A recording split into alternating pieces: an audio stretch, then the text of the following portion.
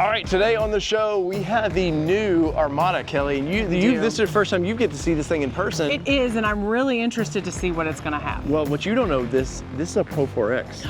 Oh. They finally brought that to the United States, and let's walk around this and discuss what we do like and maybe some things we don't like. So let's go.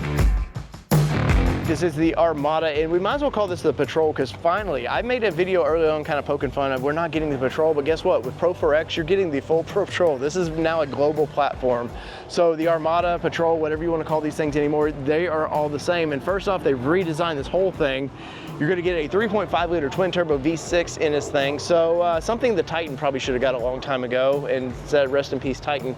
But they brought it to the big SUV. And first off, of course, you're going to get the big power. It's Pro4X, so they're going to do their little orange branding, which I like quite a bit. But I'm not a big fan of the throwback to the hard body edition stuff. It may grow on me over time, especially when friends of ours down in Australia start making bumpers, stuff like that. Maybe it comes into its own. But Kelly, overall, the front of this vehicle, where are you at with that? Overall, I'm really glad for this refresh because it was definitely overdue for a refresh, and I think they did a good job.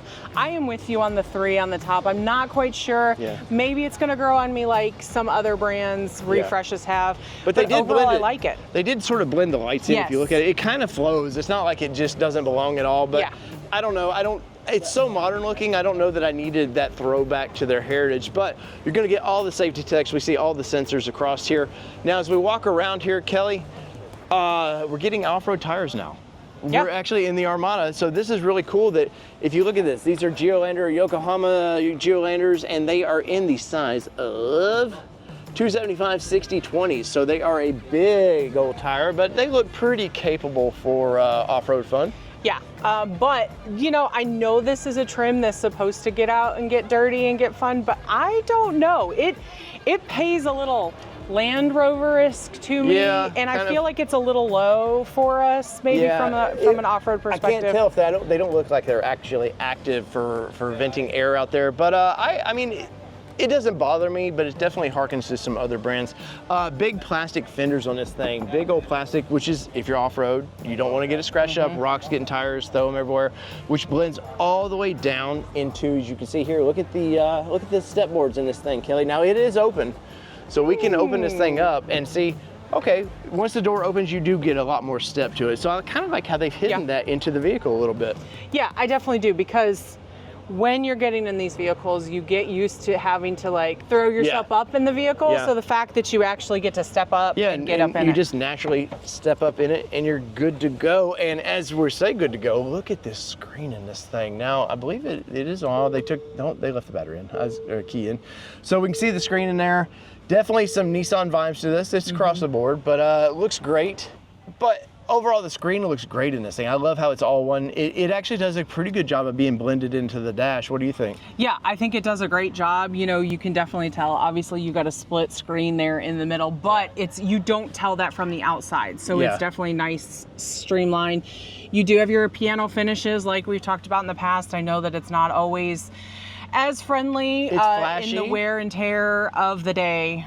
Yeah, as it may be. It's definitely flashy, but one thing I've noticed is there's no column shifter. There's no shifters because it's all push button now. So you can see right there, which is actually, you know, the way your hands, that might be actually better than some of the other designs where you got to kind of like do tic-tac-toe to figure it out. You do get a rear locker. This being a Pro4X, you're going to get a rear locker. You're going to get all the kind of crawl control features, which maybe one day will actually trickle their way down into the Frontier. But where do you think the overall dash? I like this. This looks really, really nice. Yeah, overall, I'm quite impressed for it, and I'm sure by the price tag, it would need to be impressed me from that perspective. But I like that you're bringing in the orange stitching into all of it as well, because of course, this being the Pro4X, you are going to get some of those extra badge enhancements and things like that. And a new steering wheel for the brand. This is a complete. This does not look like their normal design. It's a lot more luxurious, you know, fancy, whatever you want to call it. And I like it quite a bit. Now, as we go around here, you know, it is stamped Armada, so you definitely know what you're driving. You get your charging over here, your cup holders over here. all your up and down features, because you can raise and lower this, so you can it's air controlled now, so you can do that. Nice way to cover that, so if you don't use that, you can push button here, and you've got the big old box in there, as you can see right there, and it's all very nice and felty, nice soft touch features. These seats, I have to say, these seats look good, and in person they look even better, because I saw these in pictures, and they have a platinum version, which is outlandishly awesome looking, but the Pro4X, I like the way they're all done back here. Now Kelly's getting into the rear back here, and what do you think of the patterns of these things? I'm quite impressed for the back seat, because typically brands just kind of go, it's an afterthought for the back seat, but I do really like that they carried it over between the front and the back to carry over that comfort, style, and everything else that you've got. And you do have heated seats back here as well, so that's nice for your passenger row. Here, I'll let you point at the controls there. So you can actually see that you have AC controls here. On this one, you do have heated seats. And I'm betting that there's a cooled seat button that is going to be there in upper trim. I would sure hope so. But USB-C's down here, your aux port, so all the things that make all the people in the back happy. I like that everybody's finally just switching to the C platform, and just, we know it's coming, that's going away. You do get nice little cup holders back here. Of course, we're in a weird position. This is it's not set up for display just yet. But you get back seats. You're getting your third row, and Kelly loves a good third row. I love me a third row, folks. It looks like you actually have some places for your feet. Electric. Ooh, look how fancy we are. You can push that up, and it's going to give us our nice third row back there. And don't look like they scrimp too much, because you've got all kinds of electronic controls. You do have, there is an aux port back here, so if you've got some charging you want to do back here. Lots of speakers in this thing. The seats, they didn't bring in the stitching to the rear of the seats. They did not. The third row, but I'm going to say that's okay, because I mean, really, we could complain a lot about that, but this is where your bulk of your butt is going to be sitting. Everybody's up here, and if you're back there, you're probably the afterthought anyways. But look at the big pano. It's not all the way back, but you get a big pano screen in this thing. And Kelly, they've just finally taken the Armada to the next level. Yeah. I would agree that this is definitely that next step up that was necessary to go ahead and make things more comfortable for the back, a redesign on it, giving you more of the aesthetics that we were looking for and waiting for this new refresh. All right, Kelly being in the trunk, and we're like playing, I don't know what we're doing here, but in typical fashion, not much space back here, because these vehicles are already big, but we know you can fold this down. A little bit of cubby storage back there, some stuff I'm sure for your jacks under that, all that. But we've seen this in every other brand now. You don't get any room back here. You get a third row. You definitely don't. You have enough to carry, let's see, 1, 2, 3, 4, 5, 6, 7, 8 butts in this, but really, in theory, you're really looking at probably 6 comfortably, and definitely not 6 people worth of luggage. Yeah.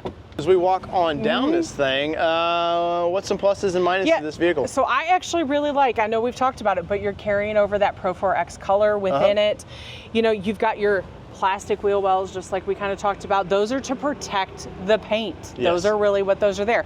It's an added bonus that it actually looks kind of cool on it, and it really kind of shows that difference, but that's really kind of the big thing. I do actually like the piano black finish on the outside. It really steps up that level, and I feel like it is a little more bougie with that black piano finish on the outside. So this has been our first walk around this thing. Of course, we'll definitely drive this thing when the time is appropriate. Overall, you've probably seen a few videos on this. I'm not going to go into all the heavy details about it, but it's a big improvement for the Nissan brand. They've definitely started to jump up in, hey, if Cadillac and some of these brands, they have the Infiniti version that's coming out, it's going to be plush. But really, I think the best value has always been the Nissan Armada. I think you can spend $80,000, $90,000 on the Infiniti and not get all the features that you get in the Armada. Absolutely. I definitely think you're getting more bang for your buck in the Armada. So don't let the Nissan versus the Infiniti brands scare you away. Definitely take a look at the Nissan side of the house. That's right. So whether it be 2-wheel drive, 4-wheel drive, this badass Armada, I know she's going to drive for sure. Yes, please. This has been your All Terrain Nation. I'm your host, David Boyd. I'm Kelly Boyd. And we are out. Peace, everybody. Yeah.